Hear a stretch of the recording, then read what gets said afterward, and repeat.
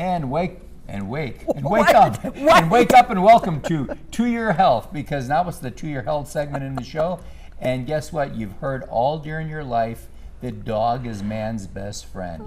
Well, you're really going to find out how important that is in today's segment in To Your Health, because we have with us from Service Dogs Alabama, the executive director, Exactly. not just the executive, Francis McGowin, who the executive director, and we have Annie Parker Crowley, and you were a trainer with the organization, and you guys have been in business, what now, about 10 years at least? Mm-hmm. I remember when you first got started, and everybody was going, what's going on here? But it's really a great organization. When you say Alabama, you cover the entire state, don't you? We cover the entire state. Isn't that amazing? With medical and psychiatric alert dogs. Wow. Yeah. And you're headquartered right here. We're headquartered, our training center is the Guy Slauson Training Center. It's in Hope Hall, Alabama. It's a 43-acre facility with living quarters, kennels, a big training building.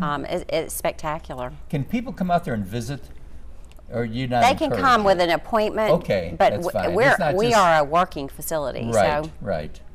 They need to see what's really happening. It's And amazing. So which one of you are going to tell us, what does a service dog, what is their function? Because a lot of people don't know what their function is. Right. Again, they're medical and psychiatric assistance Okay. dogs, and they're really not pets, even though when you take your vest off at night, they do get to play in the house, and they Okay. have different scheduled play dates. But they truly are medical equipment for people. So that's why people aren't allowed to pet them in public, because they don't want to distract them from their jobs. Okay. So we train for diabetic alert. We train for seizure alert. We train for PTSD, for some anxiety disorders, for wheelchair assistance and mobility issues. So we have a wide range of training methods we use for different tasks, as well as certifying the dogs for public access, which is about 40 commands in itself. So That's amazing. it's amazing. If I need, let's say I need a service dog, or I have a child maybe who does, how do I go about getting to you, and what does it take to qualify to actually be eligible for a service dog? Well, applying for a service dog is a process. You have to have your application in, and then the process begins. We do home visits, we do family interviews. We have to make sure that your environment is suitable for having a working dog in that environment. And then we start the process of training a dog specifically for that person's needs. But we have a 1 to 2 year waiting list depending on what kind of dog you need, because training a dog takes up to 2 full years before we will place it with someone. I can understand that, because basically when you're talking about diabetic alerts for dogs to Yes, I know what's sense, going on. I mean, you're talking about somebody's life. These Yes, they dogs are. are lifesavers. So They are. And how young of a dog do you start working with? And how does a dog, in other words, if I have a dog and I say, I want my dog to be a service dog and do it, how do you get your dogs, and how young do they start? Well, a lot of people donate their dogs to us. Okay. I got Bailey when she was 10 weeks old. 10 weeks old, so yes, she's a sir. little pup. Little puppy. But at that point, you knew that you're going to start getting her groomed to be a service dog. But when do they formally go into their training? At age 1, or is there any special time? We have different ages. Okay.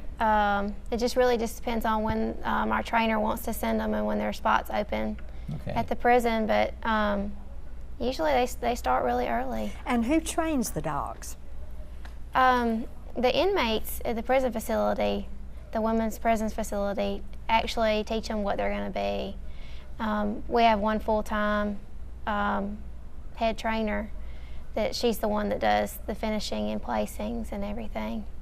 That's a wonderful thing for everybody concerned. Okay, now this is very interesting, because obviously somebody's in prison for whatever they're in prison for, and all of a sudden say, well, instead of you doing laundry today, or you're going to do this, you're going to train a dog. So does somebody train the trainer, so to speak, or? We send trainers down there Okay, every month, okay. and so it's very costly to us, I'm because sure, they're I'm traveling sure. down to stay for 2 or 3 days at Yeah. a time to work with the inmates to make sure that they are proficient at what they're doing. Sure. So And they have to be, the inmate has to be dedicated to want to do, this is not playtime. Right. No, This it's is serious stuff. It is, but Yeah. in the prison where we train, the inmates have a job or they're in full-time school. The dog goes with them to their job. Okay. The dog is not actually their job. The inmates volunteer and apply to become trainers with us. Okay. Most of them have anywhere from 5 to 10 years experience. They have been with us from the Wow. beginning. So they are the most proficient trainers we've ever seen. Sure. And dedicated, See, obviously. this is wonderful information. How can our viewers help you people, help your organization? Well, training service dogs is a very costly and time-consuming venture. Sure. It takes a lot of people to train a dog to be proficient enough to go into public and be proficient enough to catch every single low blood sugar or every single seizure at night when they're sleeping, or when a sports event is going on. They can alert when someone's out on a baseball field. I mean, they're That's unbelievable. Yes, but they're saving lives, they're saving organs, they're saving children from going into ICU. So we have to, before we place them, we have to make sure they are on the money all the time. Okay. So it's very So expensive. can our viewers volunteer to maybe help train a dog, number one? Number two, obviously, you need money to do this. We want to let Yes. people know.